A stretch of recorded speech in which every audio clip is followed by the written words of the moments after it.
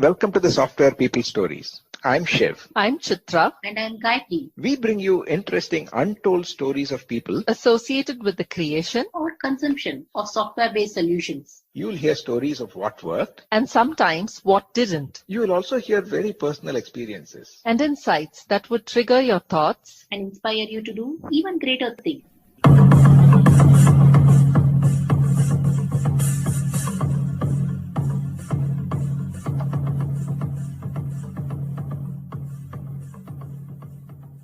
The 5 tantras of enterprise agility, which emerged from real coaching, business, and consulting experiences of PM Power Consulting, authored by Paramu Kurumathur, only meant a sequel was a matter of time. So when co-author and former colleague of mine, Sivaguru, asked if I'd be the host for a podcast on the new book, I jumped at the chance. In this conversation, the 3 co-authors of A Practitioner's Guide to Enterprise Agility, J.Veeraraaghavan, Paramu, and Sivaguru, share their experiences around the process of creating this piece of work and what embodies its essence, working with their individual styles and ideas, especially for which PM Power is a powerhouse, and how it eventually all came together. Apparently, a trio of authors makes for the perfect book recipe. They tell listeners not only about what the practitioner's guide is, but also how it enables enterprises on their agility path practically with converting philosophies of the 5 tantras using tried and tested tools and practices backed by over 15 years of PM Power experience. Listen to this episode of the Software People Stories podcast. This special episode of Software People Stories is special for more than one reason. First, this is not a normal interview or a conversation about the story of one individual. Rather, this is a story of a book that I had the opportunity to be a co-author. The book brings together the collective and the cumulative experience of all PM Power coaches. And this is about the backstory. I'm also happy that one of the co-hosts of this podcast, Chitra, is going to be talking to the 3 of us authors and get probably some of her curiosity satisfied, which I'm sure would be interesting for you as well. Because we did go through a lot of learning and a lot of small things that needed to be taken care of and attended to in the making of this book. In itself, I'm sure is an interesting story for this episode. Listen on. So, good morning and a very warm welcome to the co-authors of A Practitioner's Guide to Enterprise Agility. As a former PM Powerian and a friend of PM Power Consulting, I am honored and I look forward to this conversation with the 3 authors. So, very warm welcome to you all. Thank you, Chitra. Morning, Chitra. Thank you. Nice catching up with you after a long time. Likewise, JV. Morning, Chitra. Thank you very much. Thank you, Paramu. And I think I'm going to fire the first salvo, if it was, to you, Paramu. Okay. This, like all of us are nicely addicted to OTT simply because there are sequels, and prequels to the sequel and so on. So how was this for you writing? How tough was it or how different was it from the previous 2 books that you wrote or you helped anchor, if I may? Okay, the first book was slightly different. It's more on project management, right? And program management. So that's slightly different from these 2 books. Whereas this book is really, I wouldn't call it a sequel really. No, a sequel is a continuation of a story, right? For example, Godfather 1 and Godfather 2. And sometimes these sequels are better than the original, right? Or Star Wars 1 and Star Wars 2, right? But this is not really a sequel in that sense. It's more of an explanatory or a application-oriented or creating an application out of the previous book, right? So it's not really a sequel, right? So, but if you look at my other book, First Aryan, I started writing the second Aryan. It's not reached anywhere yet, right? But that sequel is 2000 years apart. First happened in 6000 BC, second in 4000 BC, right? But even then, it's still a sequel because it's some of the characters are 60th generation of the previous book, right? But here it's the same characters, and what they say. I was just looking at some website.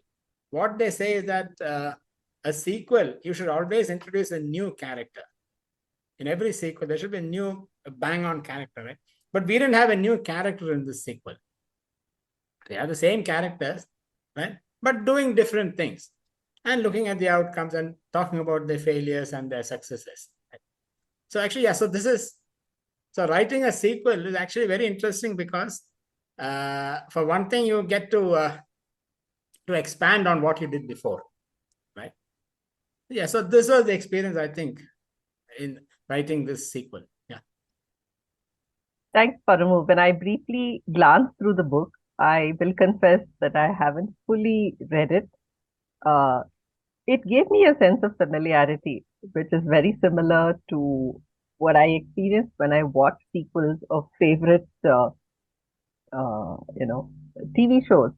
Is the sense of familiarity with the characters I feel is important, especially to a book like this.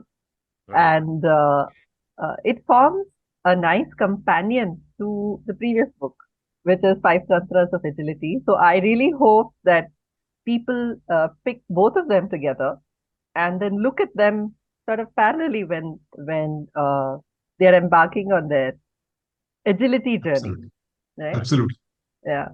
So JV, then Mhm. why did this book come to be? When the Five Tantras were already discussed as part of enterprise agility.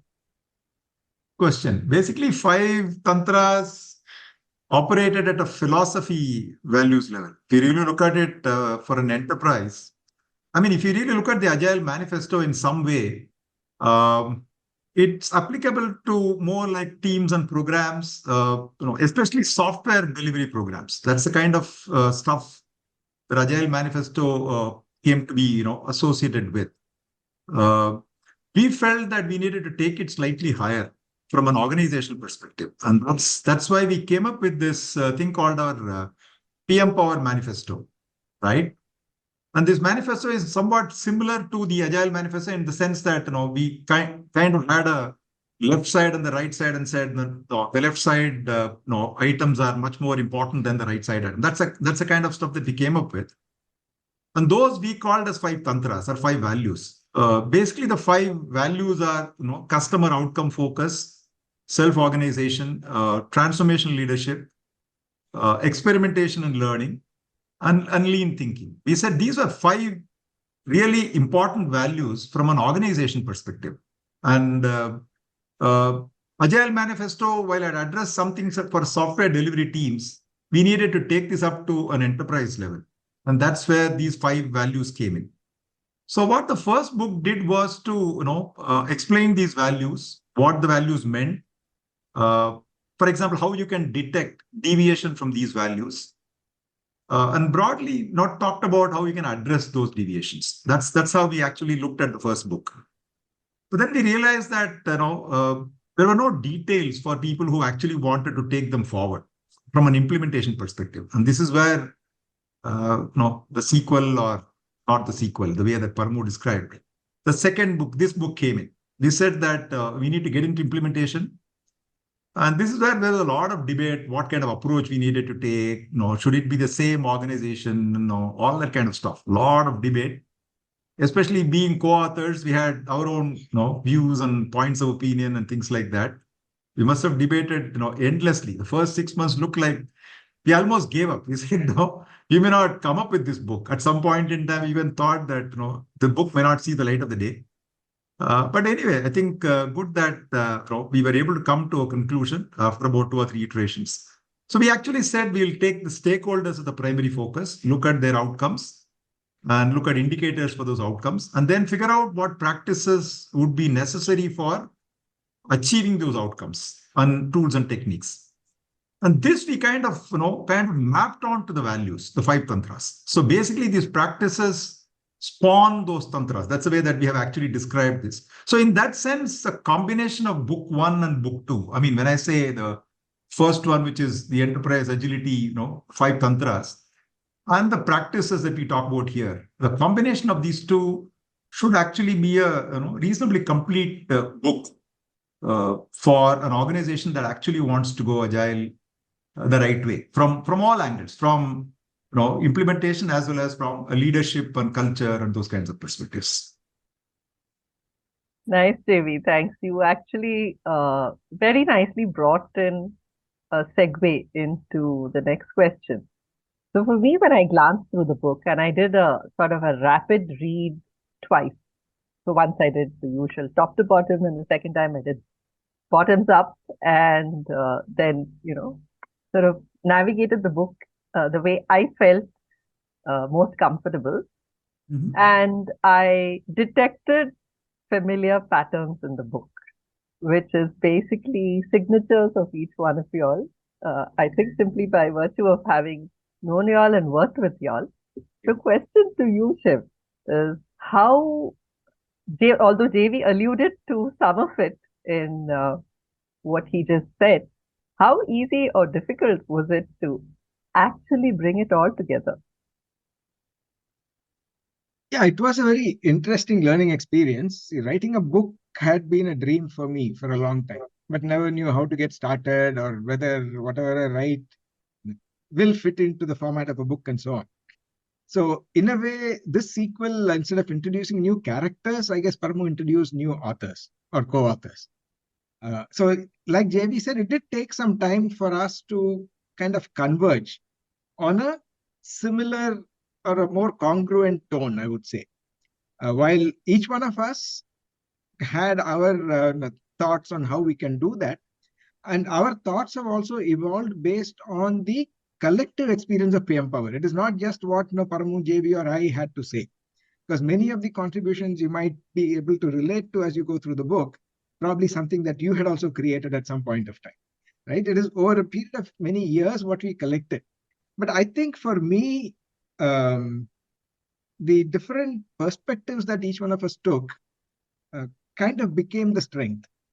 The loose analogy for me is that just like you have the office productivity suites, Paramu is like the visionary. He has the vision, he's able to describe, he's able to articulate, create scenes and all that, which is more like, let's say, a PowerPoint or a slideshow. Okay. And then JV has this knack of explaining things in a very simple way. And all the practices and making it practical, the connecting bridges, all the word element. And then for me, it was more about, okay, very specific things. Can we just say a few bullets and be done with it rather than writing sentences? So it's more like Excel or a spreadsheet saying, just put everything there, put the facts there together. So when we kind of fell into those kinds of aspects, I think it all kind of fell in place much easier. But still, we did have to go back and forth, try to make sure that we don't actually say contradictory things. I mean, it may not be contradictory on the outset, but a divergent view also might appear contradictory.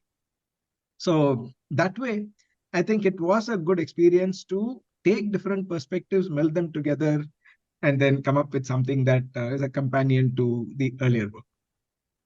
In fact, Right. Chitra, I wanted to add one perspective there. One area we debated quite heavily, and of course, this was brought up by one of the other, PM Power reviewers. We talk about loyalty in the book, right? We talk about customer loyalty. We also talk about employee loyalty. And while customer loyalty may be a little bit more acceptable, when we talk about today's context, there's a big question about whether we should even talk about employee loyalty, right? In today's, especially the Gen Z crowd and the way the organizations change and evolve and things like that, especially the VUCA world, the tuna world, whatever. Things are changing so much. Is loyalty as important? We debated heavily. I mean, this is not one point that we converged on easily. But finally, we said we will go with what we believed in. And we We stuck our neck out and said, employee loyalty adds value to an organization. It's for the audience to comment on this anyway. But it's an interesting, area that we debated quite heavily and had divergent opinions on. I wouldn't have expected otherwise, Devi. I mean, I think that is one of the things that really defines the essence of PM power. I think I see unison in terms of how to embody value principles and practices and the relationships between them, and that very strongly has that underlying template through this book. But at the same time, I would expect nothing less than the coming together of so much diversity, which truly enriches the book, in my opinion. Although I did notice one thing which I thought I should call out. Paramu, from your previous two books, I noticed a subtle shift in the manner in which dialogues were happening. And I will definitely look forward to another book because of that, because I'm very curious to see how, and I see some sort of, for the lack of a better phrase, an evolution of thought in terms of your style of writing and how it's coming together. This book, I think, leaves people with a lot to think about. It is not directly prescriptive. That's what I really like. And it certainly provokes a lot of thinking. And it also gives you the tools to do it. So it doesn't kind of leave you hanging, but it gives you the tools to do it. And I really hope it sees a lot of success in corporates. So, Chitra, you asked about this book continuity and another book, etc. Actually, we were actually talking about this. PM Power has been active in 3 or 4 main areas, right? One was program and project management. Other is agile. A third is leadership. Right now, we are into leadership. And another one at a horizontal level in coaching, right? So the next book that we are looking at writing is on leadership. So we are taking the wonderful 4 dimensions of leadership that PM Power is defined, right? And then bringing in these 5 tantras, right? And then creating a book on this. So myself, Krishna Prasad and Gopalan are looking at writing that book. Awesome. And, I would really look forward to that. And the last book is one on coaching, right? Oh, okay. So you get all the experience of coaching from PM Power and put that as a book. So these are so that should kind of complete what PM Power has been doing right now, right? PM Power and an author's roadmap. Yeah, right. Future plans as well. Correct. Yeah. In fact, one point which I wanted to add to J.V. when you said, actually, when I looked at loyalty, I said, what is this? Did they, do an about turn and start talking about all these e-commerce like companies and talk about customer loyalty and brand loyalty and all of that stuff? And then when I noticed employee loyalty, something actually struck me. In the last 2 years, I've predominantly been working with Gen Z, and it actually means a lot to them to feel needed and belong. It is there. While they do thrive in, digital realms, like which is a little hard perhaps for even someone like me to understand, there is a very important need to belong. So I think I'm going to go back and actually look deeper into how y'all have treated the whole employee loyalty and see how that plays out. Because I definitely see that a lot.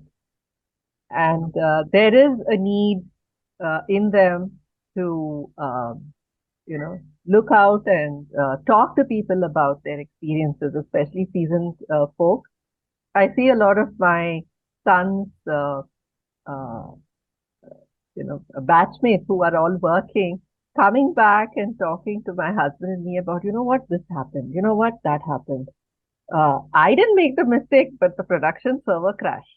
What do I do? And it's like reliving our lives all over again. So there's that need to, either have somebody to listen to who you think has been through it, like a coach, like a mentor. Uh, so I'm very curious to go back and see what that whole aspect meant. Chitra, can I add something about Sure. one difference that I felt in writing this book? Is Hmm. that there are these two fellows with me, right? So, Uh, and that made a very big difference because normally if I were writing it alone, hmm. I'd give it for editing to somebody, reading it to somebody, etc. But they're not fully invested in it. But right now, the topmost editor of auditor of PM Power, Sivaguru, himself is completely invested in this. And the topmost brain of PM Power, JD, also is invested in this. So it made a very big difference. So these two guys, I mean, so that's why I said, henceforth when I write, we get more and more people in. So Yeah. their thoughts actually come. Certainly, Paramu. I'm also seeing a lot of people uh, pursuing that path, and we'll talk to you more about it after this conversation. I want to shift focus to JV and ask you, JV, are the practices that you've discussed in this book based on any particular model? Where are they coming from? One thing, when we wrote the book, we were very clear. We wanted it to be model agnostic, right? We didn't want to prescribe a specific model. So the whole idea was we wanted to bring in some good practices for organizations to adopt, tools, techniques, and so on. Obviously, context will matter. So when you get to a specific organizational context, the practices might change a little bit. But we picked these practices from two primary sources. One is our own consulting engagements, right? When we consult with organizations, while we actually help them from a philosophy, value perspective, internalization perspective, we also help them with some practices, right? Based on our own experience. Second source of input for this was actually our own customers and some of the other organizations that we surveyed. From their own context perspective, what are some practices that work for them for achieving the outcomes? These are successful organizations, right? In a customer sense or an employee sense and so on and so forth. We actually surveyed them to figure out what practices made them a successful organization from an employee perspective or a customer perspective and so on. And I think a combination of these two, we picked a certain number of practices, 34 in this case. But there are quite a few, that we may not have addressed. There are quite a few that organizations may be doing now, which, they may not find in the book. But these are, in our opinion, a set of good practices for customer focus, employee focus, and what the management should look at, management leadership should look at for ensuring they are successful, profitable, and so on and so forth. So that's the way we looked at it. And I believe that that's probably what our audience wants. They're not looking at a specific recommendation of a model, because I think there are lots of consultants who can actually do that. Because I believe that specific, recommendation should be based on a context. We should go to an organization, figure out what they're doing, and then say what model works for them. So we didn't want to take that approach.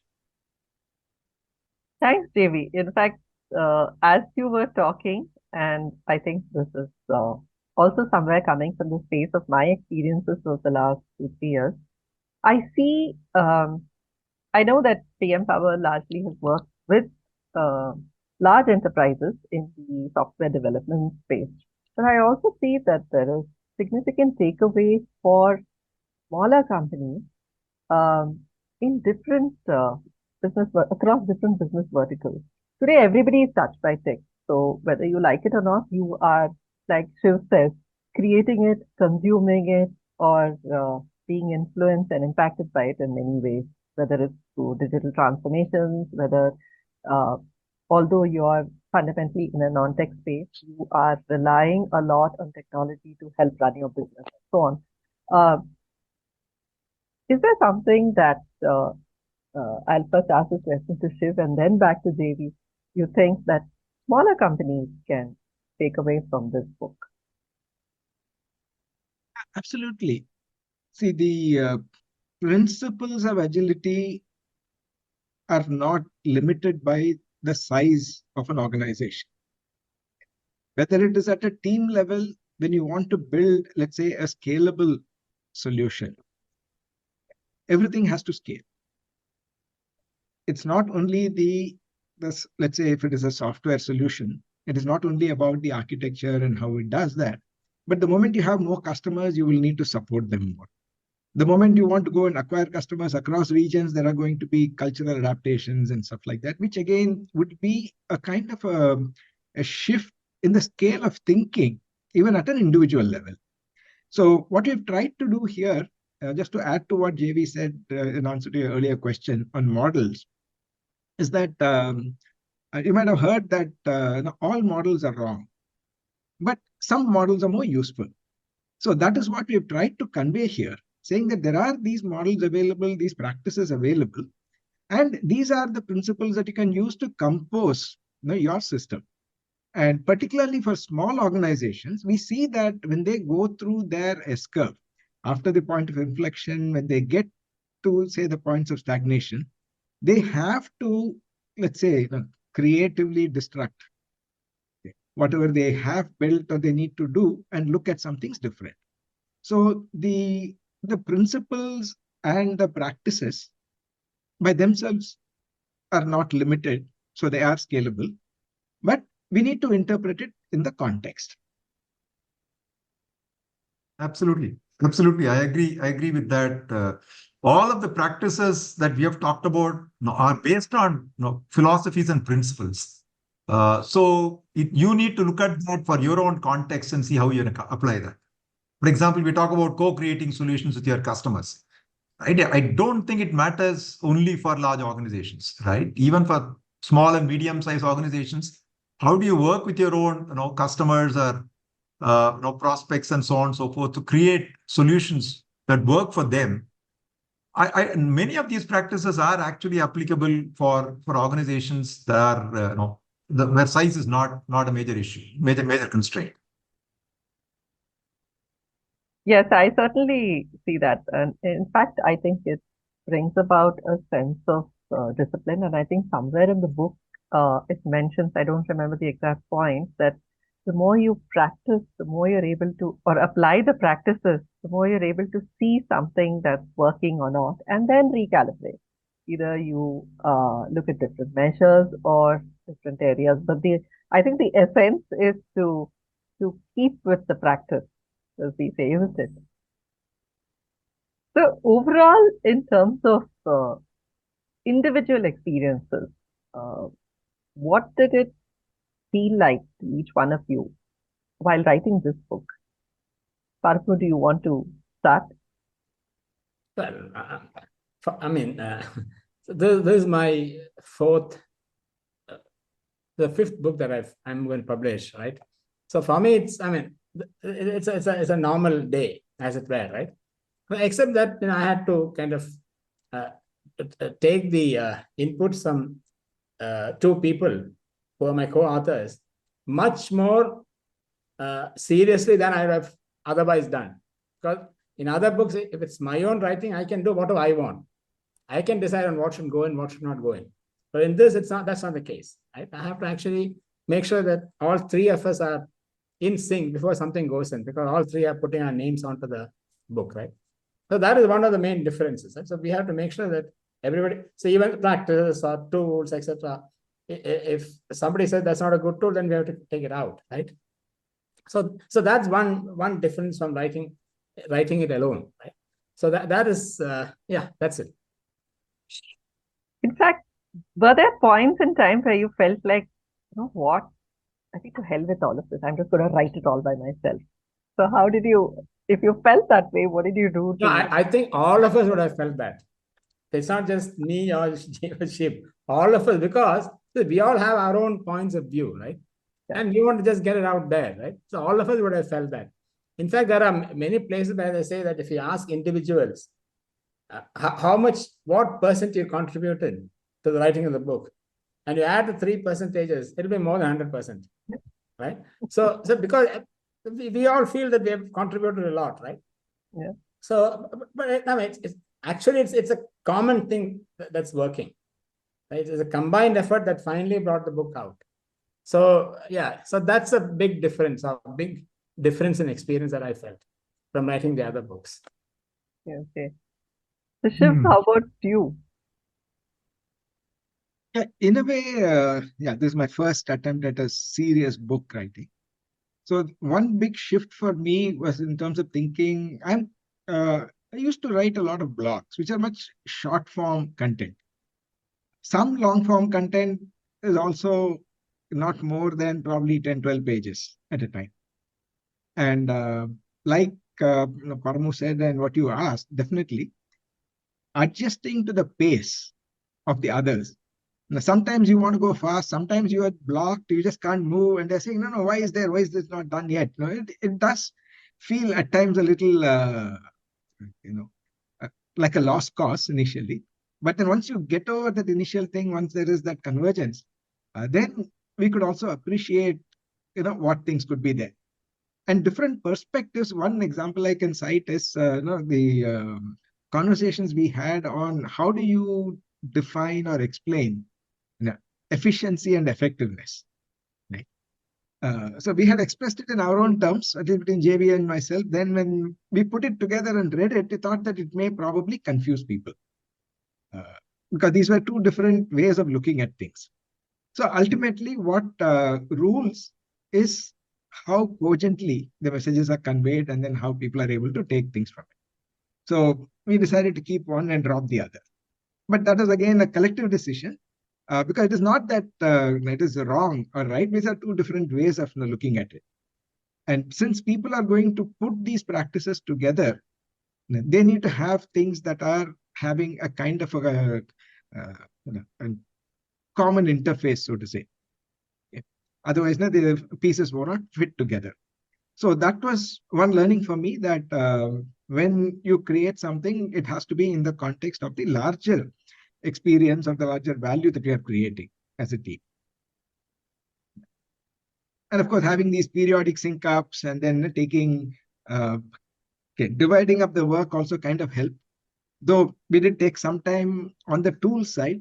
How do we make sure, do we write individual documents, merge them together, work on the same document, kind of small things. But they do make a difference in terms of being able to search, put it together, and all that. JV, what was it like for you? I was given to understand that you were also the product owner of this whole endeavor. Product owner has its own challenges because, in some sense, I think trying to understand, put the whole thing together, figuring out mapping and linkages, right? That was probably the biggest challenge for me, right? We were talking about different things. We were mentioning names of tools somewhere, practices somewhere. We were even, kind of giving them, labels for it. Are we using the right labels? We changed the labels a few times, making sure that the labels, were consistent across the book. And I'm hoping that with all the numbers that we have talked about, 34 practices and 16 or 17 tools and so many cross-referencing across the book, I'm hoping that we have been able to ensure that there is consistency across the book. But that was one challenge as a product owner. Second thing was, I think, more to do with how do we structure this book, because we were taking it from the previous book, right? In some sense. So do we start with the tantras and then start writing practices around the tantras? That's the first thought process that we had. Then we said that may not be a good idea, and then we debated multiple approaches. Paramu, knowing that he's actually good in writing, was so kind to actually rewrite. He wrote one version of the book for almost 80 to 100 pages or something like that. And then we said that's not a good approach. Then he had to redraw some of the diagrams and things like that. Almost start from scratch. When we decided we'll go from outcomes to practices. So, we did some reasonable amount of work in the beginning. So that's why it took slightly longer than we actually thought. We actually wanted to come out with this book almost 6 months earlier than we actually have come out with. But it's a great learning. I mean, if I really look at it, I think it's difficult to author. Paramu would say that, but it's even more difficult to co-author, right? because we need to make sure that our writing styles, thought process, kind of merge in some way so that it makes sense for the reader. The reader shouldn't get completely off guard with reading portions of the book, right? So that was a fair amount of challenge. But in the end, I think the role Paramu played was very crucial. I think starting with that organization, the fictitious organization that we used in the previous book, and ensuring that we had a good, nice story around that. And this time we had a limerick for every division, every section, or every division, or every chapter, right? Previous time we had a good, nice story from the Panchatantra kind of tales. Yeah. This time we chose the limerick approach. We wanted to be different, and Paramu's expertise in limericks actually, I came think out it adds the right dose of right fun to the book, because my Absolutely. second read was just the limerick. Absolutely. So that, and of course, we But had some I must say I was constrained in writing the limericks for this because of that. Yeah. So on the whole, I think on the whole it was a good experience. I mean, I think we're all richer with that experience. So So hopefully, in fact, 7, 8 months ago, Twitter was trending with everyone writing limericks, and there is a senior government official, Vivek Devroy, who writes limericks and has encouraged many to write. So if you respond on his Twitter handle with limericks, I can assure you'll get a response. wow. So Paramu, you have probably, you can take Twitter to do. But dirty limericks are allowed? All kinds of limericks allowed, from whatever I've read on the now X handle. So, Okay. but the other thing I also noticed, JV, and while you were talking and listening to the number of iterations that you all have put this book through, one thing that stood out from the previous books was the sheer simplicity and clarity in the diagram. When I looked at the various schemas, that was the next thing I did, right? I went and looked at the pictures because I'm quite a visual person. And I said each one of them actually can be like an Instagram post by itself. Right? It carries enough weightage and meaning to stand on their own. So wanted to call that out as really well done. So Thank you. that's nice. We hope the So- readers find it as interesting. We look forward to hearing a lot of inputs, because Yeah. we were happy to come out with this, and we do believe that the customers, our partners, whoever looks at, who has looked at the previous book, certainly would love to get this book and learn a little bit more. In fact, I noticed that you had several people writing as part of the forward. Looks like you did include many people as part of the pre-release review. And I see that from the sheer numbers, looks like many more people have actually read the book and posted their points of view about it. What did you sense from some of those? Did people actually share what they see in terms of the potential of this book? What did they say?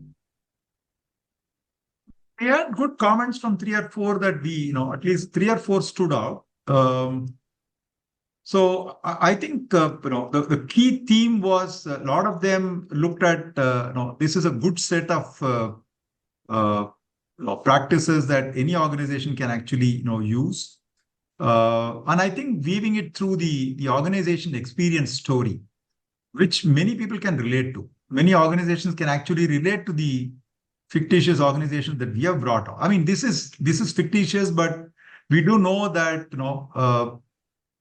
one or two companies that we have worked with actually have, at least similar kind of, whether it's product line or their experience and so on and so forth.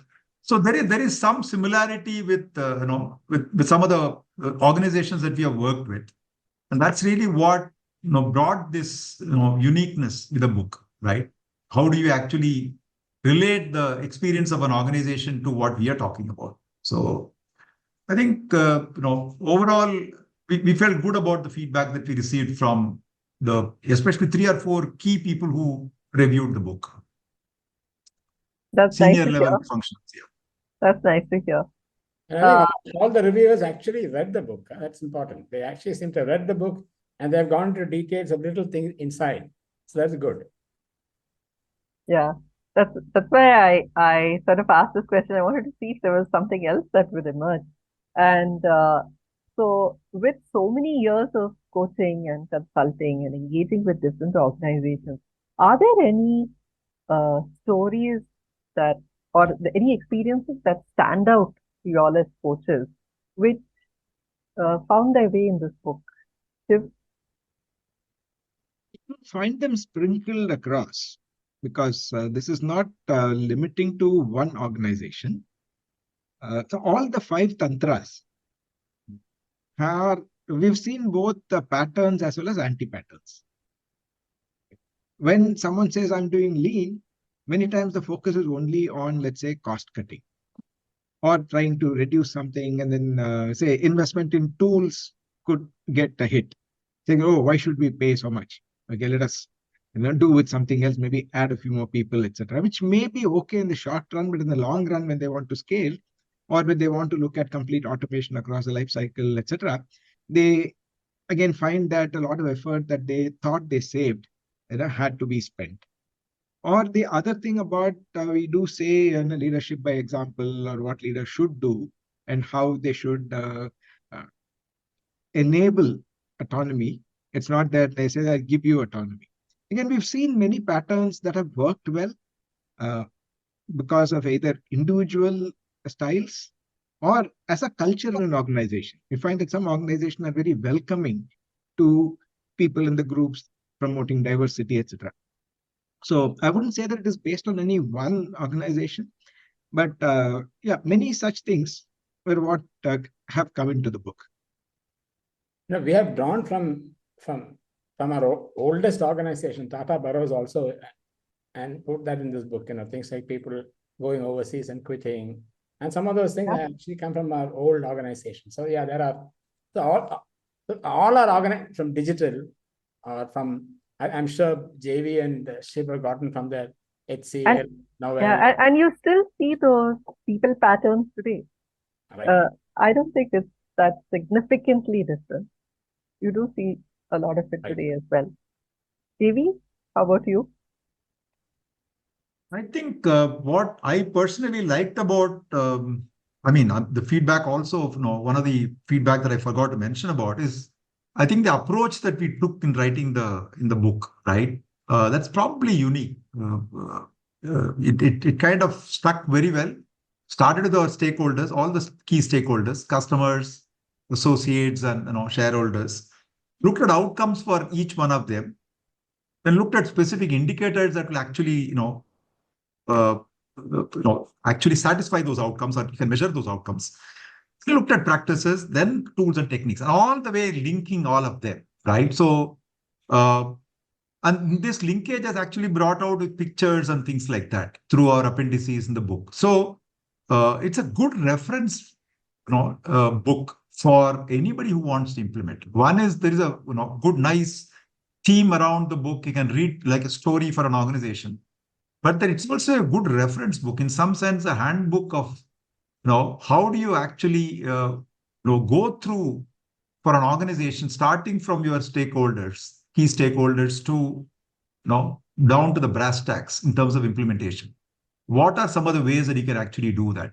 Something may be slightly different for a context, but the steps and the way that you go through this whole process actually come out very well. And I think that was somewhat unique, and one of the reviewers actually brought this out, saying that this is very unique and it's a good learning for him. This is a coach, person who's actually an expert coach in the industry, who felt this is a very nice way of illustrating the book. So that was personally satisfying. Thanks, One JV. secret formula or ingredient, probably we can't understate that, is the chemistry among the co-authors. The fact that we all pretty much started our careers together more than 4 decades ago, We were together, then we went our own ways, and then we kind of came together. All that was such a safe space. So while there were differences of opinion and everything else, we could share that easily, and we knew that we were all working towards a common cause. So I think the collective myth, and just when I'm saying this, it looks wow that this book is written by people with a collective experience over 100 years, right? Now, seeing the IT industry go through decades of shifts and trying to put that together, I think that was also a big contributor in terms of making sure that there is a consistent storyline that came through. I think, Shiv, you brought out such a beautiful point, and I love the reference to a safe space. Because one thing I noticed in the style of this book was, Vishnu Sharman actually coming back and the company welcoming him there and giving him the support to document his journey and, giving him the support to make this whole thing happen. I do hope companies that adopt both the books, I actually see them very much going in tandem. Then see this also as a way to share their experiences. And for that, I think the creation of safe spaces, which I think is truly a hallmark more than ever today in terms of leadership, that can give rise to, I think it can really channelize innovation. It can drive, I think it can drive company growth. So many things can happen if people get a sense of, hey, I can do this and I know I'll be supported in doing whatever it is I want to. I can find my community, I can find my tribe, and we can together, create something really magical. So, I agree. If you can build a community that can actually do that, nothing like it. That would be in my opinion, the biggest contribution that PM Power would have made from all the efforts that have gone into all the books that have been created and likely to be created in the future as well. So the whole idea is to get the community together, share, and we build a great industry. That's really what the intent of all of us is. So hopefully it does happen. Nice, Devi. Thank you. Thank you. Thank you. Yeah, Thank you, thanks, Chitra. for helping us pause and reflect. We never reflected this way. We were just running to meet the deadline. Yeah, and now that the book is there, thanks for your insightful questions and also letting us think how it kind of a quick replay of how the last more than a year has been. Thank you, Shiv. All the best for the book. This book is ready to be launched, and there is a formal launch event happening at the Bangalore International Center on the 17th of February. That is Saturday between 5 and 8 p.m., followed by high tea. If you would like to participate, join us, meet us in person, we would love to have you. Please contact podcasts@pm-powerconsulting.com. See you there.